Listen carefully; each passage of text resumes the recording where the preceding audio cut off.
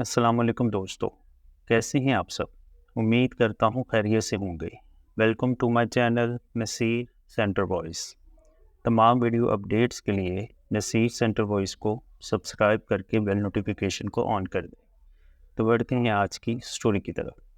दोस्तों, आज की ये स्टोरी एक ऐसे स्टूडेंट की है जो अपने दोस्तों के साथ अक्सर कंबाइंड स्टडीज़ के लिए जाया करता था।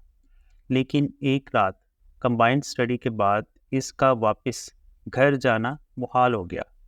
इस रात इसके साथ कुछ ऐसा हुआ जिसकी वजह से वो आज भी इस रास्ते की तरफ जाने से घबराता है। चलते हैं आज की स्टोरी की तरफ और जानते हैं कि इस रात हफीज़ के साथ क्या हुआ, और सुनते हैं हफीज़ की स्टोरी इन्हीं की ज़ुबानी। अस्सलाम वालेकुम नसीम भाई, मेरा नाम हफीज़ है और मैं मुल्तान का रहने वाला हूँ। आज जो वाक़या मैं आपके साथ शेयर करने जा रहा हूँ, ये वाक़या भी मेरे साथ मुल्तान में ही पेश आया। तब मैं यूनिवर्सिटी में था और ये वाक़या आज से तकरीबन 5 साल पहले का है। हुआ कुछ यूँ था कि हम सब दोस्त कंबाइंड स्टडी के लिए अपने एक दोस्त की तरफ इकट्ठे हुए। एग्ज़ाम्स की डेट आ चुकी थी, इसलिए हम सब दोस्तों की ये कोशिश थी कि एग्ज़ाम से पहले हम अपना कोर्स ख़त्म कर लें, ताकि एग्ज़ाम्स के दिन सिर्फ रिवीजन करने की ज़रूरत ही पड़े। इस रात भी हम दोस्त कंबाइंड स्टडी करते करते काफ़ी लेट हो चुके थे और जब दोस्त के घर से निकले तो रात के 11 बज रहे थे। दिसंबर का महीना था, ठंड और धुंध काफ़ी ज़्यादा थी। हम दोस्तों ने अपने अपनी बाइक स्टार्ट किया और एक साथ अपने घर की तरफ निकल पड़े। अभी कुछ ही दूर गए थे कि एक दोस्त बोला, यार रोड बिल्कुल खाली है, ना ही कोई रोकने वाला है और ना ही कोई देखने वाला, क्यों ना रेस लगाई जाए। देखते हैं पहले अंसर के ढाबे तक कौन पहुंचता है। हम तीनों के घर एक दूसरे के करीब थे और वो ढाबा भी हमारे घर से कुछ ही कदम दूर था। हम सब ने इस बात पर हामी भरते हुए इसे हाँ में जवाब दिया और सब ने बाइक की स्पीड तेज़ कर ली। देखते ही देखते सब धुंध में गायब हो गए। बाइक चलाते चलाते मुझे काफ़ी ठंड लग रही थी। शायद मैं 2 दिन पहले ही बुखार से ठीक हुआ था, इसलिए मेरा जिस्म इस ठंडी हवा को ज़्यादा देर तक बर्दाश्त नहीं कर पा रहा था। मैंने यही बेहतर समझा कि बाइक की स्पीड को स्लो कर लूँ और आराम से घर की तरफ जाऊँ। अब इस पूरे वीरान रोड पर मैं अकेला बाइक चला रहा था और मेरे दोस्त काफ़ी आगे जा चुके थे। इस पूरे रोड पर खामोशी का अंदाज़ा आप ऐसे लगा सकते हैं कि अब मुझे सिर्फ अपनी बाइक की आवाज़ ही सुनाई दे रही थी। फिर अचानक ख्याल आया, क्यों न मैं एक शॉर्ट रास्ते से जाऊं। ऐसे में जल्दी भी पहुंच जाऊंगा और दोस्तों के सामने अपनी इज्जत भी बच जाएगी। लेकिन एकदम से मेरे जहन में ये ख्याल आया कि वो रास्ता तो काफ़ी ख़तरनाक है और सुनसान है। यहाँ के लोगों से हमेशा इस रास्ते के बारे में यही सुना है कि ये रास्ता बहुत भारी है और रात होते ही इस रास्ते पर खौफनाक चीज़ें गर्दिश करना शुरू कर देती हैं। लेकिन फिर ये सोचकर चलता रहा कि ये सिर्फ लोगों की बनी बनाई बातें हैं, इसमें कोई हकीकत नहीं है। खैर, कुछ मिनटों बाद वो शॉर्ट रास्ता आ गया जिसका मैंने पहले जिक्र किया। बाइक रोकते ही मेरी नज़र इस रास्ते पर पड़ी तो इसकी दोनों तरफ बहुत बड़े बड़े दरख्त थे। इस जगह के आसपास आबादी ना होने की वजह से दूर तक सिर्फ अंधेरा ही अंधेरा था। मैंने अल्लाह का नाम लिया और इस रास्ते की तरफ अपनी बाइक मोड़ ली। कोई थोड़े ही आगे आया था कि मुझे एक अनजाना सा खौफ आने लगा। इस रास्ते से आगे पीछे मुड़ कर देखा तो हर तरफ हू का आलम था, न बंदा न बंदे की ज़ात। जैसे जैसे मैं ये रास्ता तय कर रहा था, साथ ही धुंध में भी इजाफा होता जा रहा था। सिर्फ बाइक की लाइट में ही बस थोड़ा बहुत दिखाई दे रहा था। खैर, मैं थोड़ा ही आगे गया कि मुझे ऐसे लगा जैसे इस रास्ते की दाईं तरफ कोई सफ़ेद कपड़े पहनकर खड़ा है, लेकिन मुझे दूर होने की वजह से साफ दिखाई नहीं दे रहा था। मैंने बाइक की स्पीड कम की और थोड़ा आगे जाकर बाइक की लाइट इसकी तरफ की تو کیا دیکھتا ہوں کہ ایک بہت خوبصورت عورت جس نے سفید لباس پہنا ہوا ہے میرے سامنے کھڑی ہے۔ اس کے کالے لمبے بال اس کی خوبصورتی میں اور اضافہ کر رہے تھے۔ وہ عورت بہت سارے زیور سے لیس تھی، ایسے لگ رہا تھا جیسے یہ کسی شادی کی تقریب سے واپس آ رہی ہے۔ پھر ایک دم سے مجھے خیال آیا کہ کہیں یہاں لٹیرے نہ بیٹھے ہوں اور یہ عورت انہی کی ساتھی ہو جو لفٹ لینے کے بہانے لوگوں کو لوٹ لیتی ہو۔ میں یہ سوچتے ہوئے اس کی طرف بڑھ رہا تھا، لیکن جب اس کے اور میرے بیچ میں کچھ ہی فاصلہ رہ گیا تو میں نے بائک روک کر اس سے پوچھا، کون ہو تم؟ لیکن اس کا آگے سے کوئی جواب نہ آیا۔ یہ سوچتے ہوئے تھوڑا اور آگے بڑھا کہ شاید میری آواز اس وقت دور ہونے کی وجہ سے اس تک نہ پہنچی ہو، اور بلند آواز میں دوبارہ پوچھا، کون ہو تم اور یہاں کیا کر رہی ہو اس ٹائم؟ اس نے مجھے ابھی بھی کوئی جواب نہ دیا۔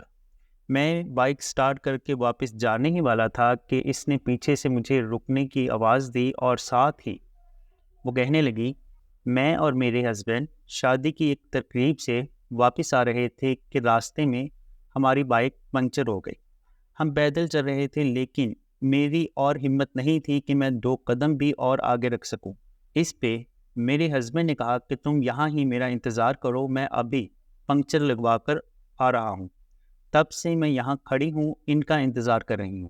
کافی ٹائم گزرنے کے بعد بھی وہ اب تک نہیں آئے۔ اس سنسان اور ویران سڑک پر مجھے یہ سوچ کر خوف آ رہا ہے کہ کہیں کوئی چور یا ڈاکو مجھے نقصان نہ پہنچا دے۔ اس کی بات سننے کے بعد میں نے اپنی گھڑی دیکھی تو اب رات کے 12 بج چکے تھے۔ میرے دل میں اس کے لیے ہمدردی پیدا ہو رہی تھی۔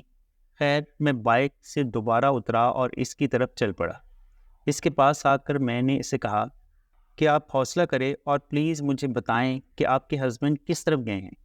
اس عورت نے اسی طرف اشارہ کیا جس طرف میں جا رہا تھا۔ اگر آپ برا نہ منائیں تو آپ میرے ساتھ بیٹھ جائیں، میں اسی طرف جا رہا ہوں، ہو سکتا ہے راستے میں ہمیں آپ کے ہسبینڈ مل جائیں، تو آپ انہی کے ساتھ اپنے گھر چلی جائیے گا۔ اس عورت نے اپنے آنسو صاف کرتے ہوئے مجھے کہا کہ آپ کا بہت شکریہ، اگر راستے میں میرے ہسبینڈ مل گئے تو ٹھیک، ورنہ آپ مجھے وین کے اڈے پہ اتار دیجیے گا، میں وین میں بیٹھ کر اپنے گھر چلی جاؤں گی۔ خیر، میں نے بائک سٹارٹ کیا اور اسے پیچھے بٹھانے کے بعد وہاں سے چل پڑا۔ ہمیں وہاں سے نکلے ہوئے اب 2 سے 3 منٹ ہو چکے تھے، لیکن وہ عورت بالکل خاموش بیٹھی تھی، اور میں بھی خاموشی سے راستے کی طرف دھیان دیتے ہوئے بائک چلا رہا تھا۔ میں نے اس عورت کو اپنے ساتھ بٹھا تو لیا تھا، لیکن میرے دل میں ایک عجیب سی بے چینی تھی اور ایک الگ سا خوف تھا۔ اچانک میرا دل کیا کیوں نہ اس سے بات کی جائے، ہو سکتا ہے باتوں باتوں میں میرے دل کی بے چینی ختم ہو جائے۔ خیر، میں اسے اپنے بارے میں بتانے لگا کہ میرا نام یہ ہے اور میں فلاں جگہ رہتا ہوں، لیکن وہ خاموشی سے بیٹھی میری باتیں سن رہی تھی، لیکن آگے سے ایک لفظ بھی نہ بول رہی تھی۔ میں یہ سوچ کر خاموش ہو گیا کہ شاید میری باتوں کا مائنڈ ہی نہ کر جائے، اور دوبارہ بائک چلاتا رہا۔ کچھ ٹائم اور گزرا تو میں نے دوبارہ اس سے بات کرنے کا سوچا اور پوچھنے لگا، آپ کا کیا نام ہے اور آپ کے ہسبینڈ کیا کرتے ہیں؟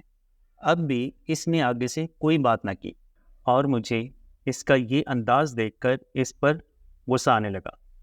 میں اسے غصے کے انداز میں کہنے لگا، دیکھیں، مجھے نہیں معلوم آپ میری بات کا جواب کیوں نہیں دے رہی، لیکن کسی ایک بات کا تو جواب دیں۔ مجھے ایسا لگ رہا ہے جیسے میں خود سے باتیں کر رہا ہوں۔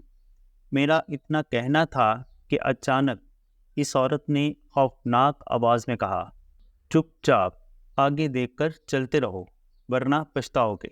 اس کی آواز سننی تھی کہ میرے اوپر کے سانس اوپر اور نیچے کے سانس نیچے رہ گئے۔ میری ہمت نہیں ہو رہی تھی کہ میں مڑ کر پیچھے دیکھ سکوں۔ میں نے بائک کی سپیڈ تیز کر لی، لیکن کچھ ہی دیر بعد مجھے اپنی بائک بہت وزنی ہوتی ہوئی محسوس ہوئی، اور ساتھ ہی میری بائک خود ہی سلو ہونے لگی۔ میری سپیڈ دینے کے باوجود بائک لگاتار سلو ہو رہی تھی۔ یہ سب دیکھ کر میں بہت گھبرانے لگا، مجھے ٹھنڈے پسینے آنے لگے رات کا 1 بج چکا تھا اور یہ راستہ ختم ہونے کا نام نہیں لے رہا تھا، جبکہ یہ راستہ صرف چند منٹوں کا تھا۔ اب بھی میرا ڈر کم نہیں ہوا تھا کہ ساتھ ہی مجھے زور زور سے سانس لینے کی آواز سنائی دینے لگی، جیسے کوئی میرے کان کے پاس تیزی سے سانس لے رہا ہو۔ میں بہت زیادہ ڈر چکا تھا۔ میں سمجھ گیا تھا کہ میرے ساتھ میرے پیچھے بیٹھی کوئی عورت نہیں بلکہ کوئی اور ہی چیز ہے۔ اتنے میں میری بائک بالکل سلو ہو گئی۔ میں نے ہمت کرتے ہوئے بائک کی سائیڈ والے شیشے سے دیکھا تو وہ عورت بھیانک شکل میں میری بائک کے پیچھے کھڑی تھی۔ اس کا پورا منہ اب ایسا ہو چکا تھا جیسے جلا ہوا ہو، اور آنکھیں بالکل سفید پھٹی ہوئی تھیں۔ اس بھیانک عورت نے ایک ہاتھ سے میری بائک پکڑی ہوئی تھی جبکہ دوسرے ہاتھ سے درخت کی کچھ ٹہنیاں پکڑی ہوئی تھیں۔ بائک کے ٹائر تو گھوم رہے تھے لیکن بظاہر بائک ایک ہی جگہ رک چکی تھی۔ میرے ہوش گم ہو گئے تھے اور خوف کا عالم ایسا تھا کہ مجھے صرف اپنی موت نظر آ رہی تھی۔ میں نے جلدی سے بائک سے اتر کر دوڑ لگا دی اور اس ویران راستے میں بھاگنا شروع کر دیا۔ اسی لمحے خوفناک تیز ہوا چلنے لگی جس کی وجہ سے میرا تیز بھاگنا مشکل ہو گیا، لیکن میں نے اپنے پاؤں رکنے نہ دیے اور ساتھ ہی آیت الکرسی پڑھنا شروع کر دی۔ مجھے مسلسل پیچھے سے خوفناک آوازیں آ رہی تھیں جو میرے ڈر میں اور بھی زیادہ اضافہ کرنے لگی۔ بھاگتے بھاگتے کہاں میں بے ہوش ہو گیا، مجھے اس بات کا احساس ہی نہ ہوا۔ ہوش آئی تو خود کو ایک ہاسپٹل میں لیٹے دیکھا۔ میرے دوست اور والدین نے مجھے بتایا کہ میں صبح کچھ لوگوں کو اسی راستے میں بے ہوش ملا تو وہ جلدی سے مجھے ہاسپٹل لے آئے۔ میری بائک ایسی حالت میں ملی جیسے کافی اونچائی سے کسی نے نیچے پھینکا ہو۔ مسلسل 1 ہفتے تک مجھے بخار رہا کیونکہ میں بہت زیادہ ڈر چکا تھا۔ نصیر بھائی، یہ تھا میرا خوفناک واقعہ جس کو بھولنا میرے لیے ناممکن ہے۔ بہت شکریہ حفیظ، آپ نے ہمارے ساتھ اپنی یہ سٹوری شیئر کی۔ دوستو، دوسری سٹوری ہمیں لاہور سے دانیال نے شیئر کی ہے۔ یہ سٹوری کسی ایک گھر یا کسی ایک شخص کی نہیں بلکہ پورے محلے کی ہے، اور اس محلے میں رہنے والے لوگوں نے کس قسم کی مشکلات کا سامنا کیا، انہی واقعات میں سے آج کی سٹوری میں ایک واقعہ آپ کے ساتھ شیئر کرتا ہوں۔ چلتے ہیں آج کی سٹوری کی طرف اور سنتے ہیں دانیال کی سٹوری انہی کی زبانیں۔ السلام علیکم نصیر بھائی، میرا نام دانیال ہے اور میرا تعلق لاہور سے ہے۔ کچھ عرصہ پہلے ہی میں ہارر سٹوری سننے کا عادی بنا ہوں۔ آپ کی سٹوریز بھی میں کچھ ٹائم سے سن رہا ہوں۔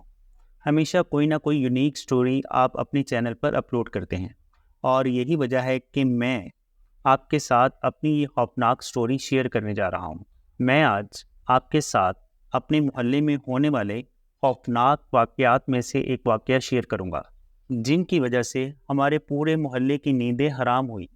نصیر بھائی، میں آپ کے سننے والوں کے ساتھ اپنی ایگزیکٹ لوکیشن تو شیئر نہیں کر سکتا، البتہ میں آپ کو اتنا بتاتا چلوں کہ اس محلے سے کچھ ہی فاصلے پر کافی پرانا قبرستان ہے، اور شاید اس محلے کے ایسے بننے میں یہی قبرستان ایک اہم وجہ تھی۔ اس کہانی کا آغاز بالکل شروع سے کروں گا میں۔ جب ہم نے اس محلے میں گھر لیا تھا، میرے والد صاحب سرکاری ملازم تھے، اور اس سے پہلے ہم ایک سرکاری گھر میں اپنی زندگی گزار رہے تھے۔ لیکن والد صاحب کے ریٹائرمنٹ کے بعد جب ان کو پیسے ملے تو ہم نے ان پیسوں سے اسی محلے میں گھر لے لیا۔ یہ گھر نہ تو زیادہ بڑا تھا بہت، اور نہ ہی بہت زیادہ چھوٹا، ہماری فیملی کے رہنے کے لیے بہت اچھا تھا۔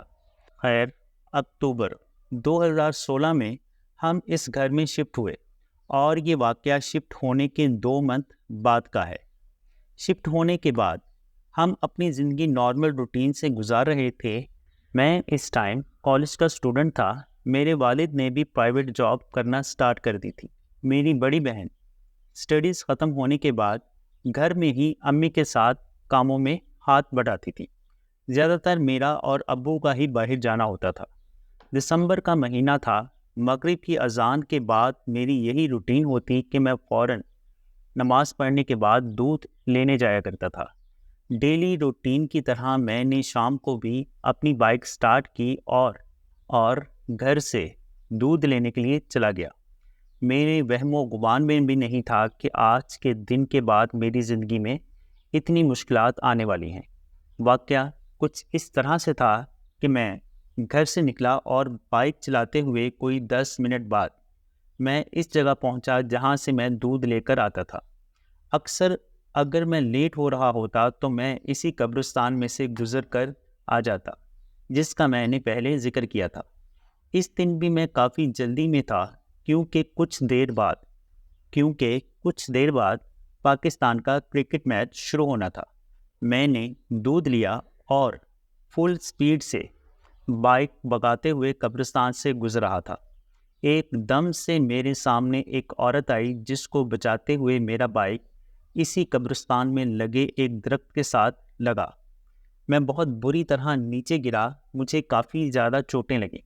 میرے کپڑے جگہ جگہ سے پھٹ چکے تھے، میرے ہاتھوں سے خون نکل رہا تھا اور بائک کا فرنٹ وہیل بھی ٹیڑھا ہو چکا تھا۔ میری نظر اس عورت پہ پڑی جس کی وجہ سے میں گرا تھا، تو وہ بہت پرسکون ہو کر ٹہلتے ہوئے جا رہی تھی۔ اس نے مجھے ایسے اگنور کیا جیسے اسے میں نظر ہی نہ آیا ہوں۔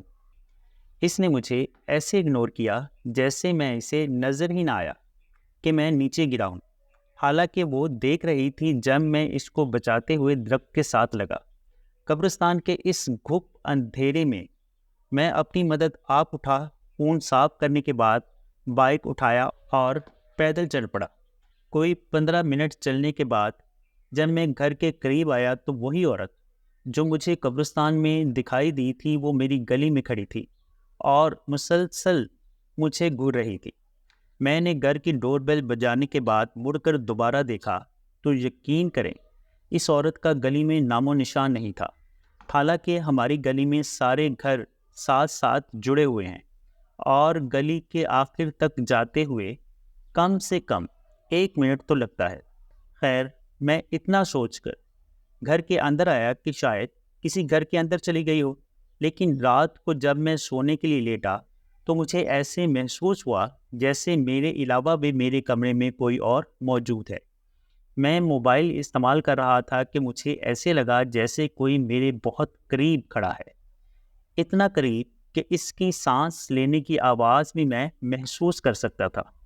میں نے فوراً موبائل بند کیا، کمرے میں آگے پیچھے دیکھا تو مجھے کوئی بھی کمرے میں نظر نہ آیا، لیکن میرے دل میں یہ ڈر بیٹھ چکا تھا کہ کوئی نہ کوئی میرے کمرے میں موجود ہے۔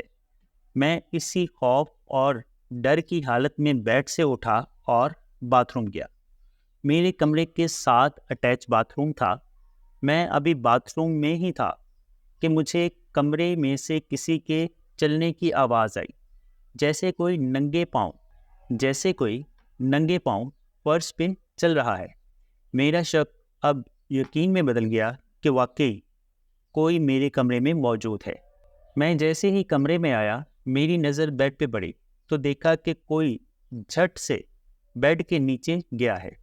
میں نے فوراً کمرے کی لائٹ آن کی، ہمت کرتے ہوئے بیڈ کے نیچے دیکھا تو اب بھی مجھے کوئی نظر نہ آیا۔ میں نے دوبارہ کمرے کی لائٹ آف کی۔ لائٹ آف کرنے کی دیر تھی کہ میرے ساتھ جو ہوا وہ جب بھی میں یاد کرتا ہوں میرے رونگٹے کھڑے ہو جاتے ہیں۔ لائٹ بند کرتے ہی میں بیڈ کی طرف مڑا تو ایک دم سے کسی نے میرے شولڈر پر ہاتھ رکھا، ساتھ ہی مجھے وہی سانس لینے کی آوازیں آنے لگی۔ اوف خدایا، میں بتا نہیں سکتا اس ٹائم میری کیا حالت تھی۔ میں جہاں پر تھا وہیں جم گیا۔ ایک دم سے میں نے دیکھا تو یہ وہی عورت تھی جو شام سے مجھے دکھائی دے رہی تھی۔ اس کے عجیب بال اور وحشت ناک چہرہ مجھے آج بھی یاد ہے۔ میں نے اسے دیکھتے ہی چیخنا چلانا شروع کر دیا۔ میری آواز سے سب گھر والے اوپر آئے تو خوف سے میرا زرد رنگ دیکھتے ہوئے انہوں نے وجہ پوچھی۔ میں نے سب بتایا کہ ایسے ایک خوفناک عورت جو کبھی مجھے گلی میں نظر آتی ہے تو کبھی بیڈ کے نیچے تو کبھی میرے پیچھے کھڑی ہوتی ہے۔ سب نے میرا کمرہ دیکھ کر اپنی تسلی کی اور مجھے اتنا کہا کہ یہ سب تمہارا وہم ہے، تم کمرے میں اکیلے ہوتے ہو اس لیے سٹیا گئے۔ کچھ دن سب ٹھیک چلتا رہا، پھر ایک دن میں ابو کے ساتھ باہر کچھ چیزیں لینے گیا تھا۔ انہوں نے مجھے گھر سے 2 گلیاں چھوڑ کر اتار دیا۔ سردیوں کی شام تھی، مغرب جلدی ہو چکی تھی۔ اور اس ٹائم ہر طرف سناٹا تھا۔ میں نے اپنی گلی میں آتے ہی دیکھا کہ گلی کے بالکل بیچوں بیچ آج پھر وہی عورت کھڑی ہے۔ میری نظر اس پر پڑتے ہی میں نے ڈر سے اپنے گھر کی طرف بھاگنا شروع کر دیا، لیکن میرے پلک جھپکتے ہی وہ عورت میرے سامنے آ گئی۔ اس کی خوفناک شکل اور پھٹی ہوئی لال آنکھیں دیکھ کر میرا سانس لینا مشکل ہو گیا۔ میرے ہاتھ پاؤں کانپنے لگے اور میری زبان بھی اب میرا ساتھ چھوڑ چکی تھی۔ اس خوفناک عورت نے آتے ہی بھیانک آواز میں بولا، میں تمہیں مار دوں گی، اور ساتھ ہی مجھے گردن سے پکڑ لیا۔ اس کا میری گردن سے پکڑنا تھا کہ اتنے میں ایک گاڑی ہماری گلی میں انٹر ہوئی۔ اس کی لائٹ پڑتے ہی وہ چیز فوراً سے غائب ہو گئی۔ ڈر اور خوف سے مجھے کچھ سمجھ نہ آیا اور میں وہیں گر کر بے ہوش ہو گیا۔ جب ہوش آئی تو خود کو ایک بیڈ پر لیٹے پایا اور میری گردن کے ارد گرد بینڈیج تھی۔ میں نے اپنے ساتھ بیتا ہوا واقعہ سب کو بتایا۔ جیسے یہ بات ہمارے محلے میں پھیلی تو سب کا یہی کہنا تھا کہ یہ کوئی پچھل پہری ہے جو کافی ٹائم سے اس محلے میں ہے اور مغرب کے بعد اکثر یہ کھلے عام گلیوں میں گھومتی ہے۔ اس کا بسیرا قبرستان میں ہے۔ ہمیں اس گھر میں شفٹ ہوئے صرف 2 منتھ ہوئے تھے، اس لیے محلے میں کسی نے آج تک اس کے بارے میں ذکر نہ کیا تھا۔ جیسے جیسے میرے ساتھ ہونے والا واقعہ محلے میں پتہ چلا تو سب نے اپنے ساتھ گزرے ہوئے واقعات بتائے۔ کچھ کا کہنا تھا کہ انہیں آدھی رات کو اسی چڑیل کے چیخنے چلانے کی آوازیں آتی ہیں۔ ہم لوگ اس گھر میں صرف 6 مہینے رہے اور اس کے بعد ایک نئے گھر میں شفٹ ہو گئے۔ مجھے آج بھی اپنے محلے والوں کے سارے واقعات یاد ہیں جو ان سب نے ہمیں سنائے تھے۔ انشاءاللہ زندگی رہی تو نیکسٹ ویک تک آپ کو اپنے محلے والوں کی سٹوریز بھی بھیجوں گا۔ تھینک یو دانیال، آپ نے ہمارے ساتھ اپنی یہ سٹوری شیئر کی۔ دوستو، میں امید کرتا ہوں کہ آج کی سٹوری آپ کو اچھی لگی ہوگی۔ اگر اچھی لگی تو ویڈیو کو لائک کر کے چینل کو سبسکرائب کر دیں اور کمنٹ میں اپنی رائے کا اظہار ضرور کیجیے گا۔ اپنا اور اپنے گھر والوں کا بہت سا خیال رکھیے گا۔ مجھے اپنی دعاؤں میں یاد رکھیے گا۔ ملتے ہیں کسی اور خوفناک سٹوری میں، تب تک کے لیے اللہ حافظ۔